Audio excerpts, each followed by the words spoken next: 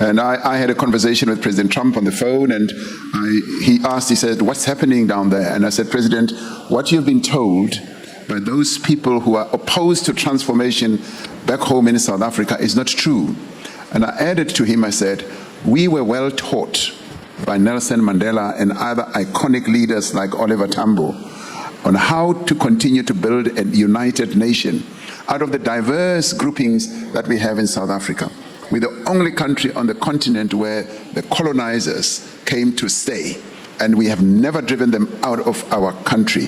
So they are staying, and they're making great progress. It's a fringe grouping that does not have a lot of support, that is anti-transformation and anti-change, that would actually prefer to see South Africa going back to apartheid type of policies. You know what? You can't really blame him for saying that, can you? No, you actually can't. Yeah, you can't. So, basically acknowledges, or rather, he's stating the fact that colonizers came to stay. His own words? He said there's a fringe group within that, so it's a minority within the minority. Yeah, so who would prefer that. Who prefer that. Yeah. And regardless of that, they are allowed to stay.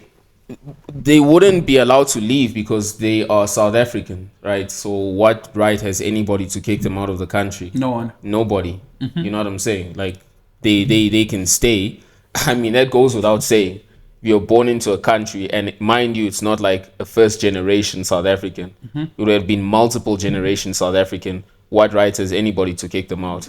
No one. So that goes without saying. They can stay, obviously. It's the same thing, Ibrahim. The ambassador. It's the same thing you was talking about, which is these white supremacist thing to it. It's a lot of racial stuff underground, really. Yeah. And it's not really looking good. There is a lot of racial undertone to it. Yeah. And rightly so, because then again, if you see what's motivating this kind of thing, fundamentally, what does it boil down to?